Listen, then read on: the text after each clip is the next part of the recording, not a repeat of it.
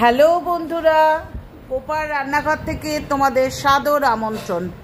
বন্ধুরা, এই সময় কাঠি কচুটা কিন্তু বাজারে সহজলভ্য, অর্থাৎ এই সময় কিন্তু গাঠি কচু বাজারে পাওয়া যায়। সারা বছর তো ততটা পাওয়া যায় না, এই সময়টা গাঠি কচু পাওয়া যায়। তো এই জন্যে আমি আজকে দেখাবো হচ্ছে গাঠি কচু এবং আলু দিয়ে গাঠি কচুর দম। তো বিভিন্ন জন বিভিন্নভাবে এই রান্নাটা করে থাকেন, তো আমি কিভাবে করছি সেটা আমি দেখিয়ে দেব। প্রথমে বাজার থেকে হাফ কিলো গাঠি কচু কিনে নিয়ে এসেছি। গাঠি কচুটা অনেকেই চেনো, আবার নতুন যারা রাঁধুনি তারা চেনো না। দেখো, এরম দেখতে হয়। এটার খোসা ছাড়িয়ে ভালো করে ধুয়ে দু টুকরো করে কেটে নিলাম। একটা মশলা করে নিলাম, নিরামিষ করব। টমেটো, আদা, কাঁচা লঙ্কা দুটো, শুকনো লঙ্কা দুটো, এটার পেস্ট করে নিলাম। কড়াইয়ে 3 চামচ সর্ষের তেল দিয়ে ফোড়নে দিলাম হচ্ছে জিরে, ছোটো এলাচ, দারচিনি আর শুকনো লঙ্কা। এবার ফোড়নটাকে খুব ভালো করে ভাজতে দিলাম। আমি আগেই বলেছিলাম বন্ধুরা যে আমি গাঠি কচুটাকে খোসা ছাড়িয়ে নিয়ে আমি দু টুকরো করে কেটে নুন দিয়ে কিন্তু সেদ্ধ করে নিয়েছি, তার সাথে আলুটাও। এবার যে পেস্টটা করেছিলাম, অর্থাৎ টমেটো, আদা, কাঁচা লঙ্কা এবং শুকনো লঙ্কার পেস্টটা, সেটা দিয়ে দিলাম। দিয়ে আমি রুটিন মাফিক যে সমস্ত মশলাগুলো, অর্থাৎ 1 চামচ হলুদের গুঁড়ো, 1 চামচ কাশ্মীরি লঙ্কার গুঁড়ো, 1 চামচ জিরের গুঁড়ো, 1 চামচ ধনের গুঁড়ো এবং 1 চামচ নুন দিয়ে ভালো করে মশলাটা কষতে লাগলাম। বন্ধুরা, বারবারই এই কথাটা বলে থাকি যে মশলাটা কষার উপরই কিন্তু স্বাদটা নির্ভর করে। দেখেছো বন্ধুরা, আমি গাঠি কচু এবং আলু দুটোকেই সমান মাপে কেটে নিয়ে কিন্তু একটু নুন দিয়ে কিন্তু সেদ্ধ করে রেখেছি।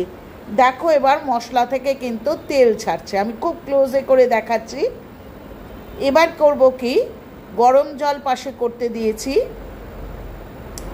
অল্প একটু জল দিয়ে কিন্তু মশলাটাকে আবার আমি ভালো করে কষাতে লাগবো, কারণ মশলাটা কষানোর উপরই কিন্তু স্বাদটা নির্ভর করে। এবার আমি গাঠি কচুটা যেটা সেদ্ধ করে রেখেছিলাম, কারণ অয়েল কনজামশন যত কম করা যায় ততই ভালো। গাঠি কচু তোমরা কিন্তু এখানে ভেজে নিয়েও করতে পারতে, কিন্তু ভেজে নিয়ে করলে তেলের পরিমাণটা একটু বেশি দিতে হয়। আমি সেদ্ধ করে করলাম, তাতেও দেখবে যথেষ্ট সুন্দর খেতে লাগে। দুটো কাঁচা লঙ্কা ছেড়ে দিলাম। কালারটা দেখেছো কি অপূর্ব কালারটা হয়েছে? তার কারণ আমি কাশ্মীরি লঙ্কার গুঁড়ো একটু পরিমাণ বেশি দিয়েছি, কারণ চ্যানেলের স্বার্থে। কারণ আমি যদি মানে ফ্যাকাশে কোনো সবজি বানাই, তোমাদেরও ভালো লাগবে না, যারা খাবে বাড়িতে তাদেরও ভালো লাগবে না। সুতরাং এই অবস্থায় আবার একটু জল দিয়ে ভালো করে কষাতে লাগলাম। কষাতে কষাতে যখন মোটামুটি কষানো হয়ে গেল, গরম জল ঢেলে এই দেখো ঢাকনা দিয়ে কিন্তু আমি মিডিয়াম হিটে করে রাখলাম। কারণ হচ্ছে সেদ্ধ হওয়ার জন্য বিশেষভাবে প্রয়োজন হচ্ছে খানিকক্ষণ ফুটতে দেওয়া। আর যেহেতু নিরামিষ তরকারি, একটুখানি চিনি অবশ্যই দেব, তার কারণ হচ্ছে স্বাদের ব্যালেন্সের জন্যে। এখানে কিন্তু বলছি গাঠি কচুতে তোমরা টক দইয়ের ব্যবহারও করতে পারো, আবার অনেকে কিন্তু তেঁতুল ভিজিয়ে রাখে, সেই তেঁতুল ভেজানো জলটাই দিতে পারে। দেখেছো, আমি গরম মশলা দিয়ে দিচ্ছি, অর্থাৎ ছোটো এলাচ, দারচিনিকে গুঁড়ো করে কিন্তু গরম মশলা দিয়ে দিলাম, এবং অফ ক্যামেরায় আমি খানিকটা ঘিও দিয়ে দিয়েছি। তো হয়ে গেল আমার গাঠি কচুর দম, আলু দিয়ে গাঠি কচুর দম। এটা চিংড়ি মাছ দিয়ে আমিষ হিসাবেও করতে পারো, আবার নিরামিষ এইভাবেও করতে পারো। নিরামিষও যথেষ্ট ভালো খেতে লাগে। যখন ভাত খাবে তখন একটু লেবু চিপে নিও। এবার হয়ে গেল গাঠি কচুর দম।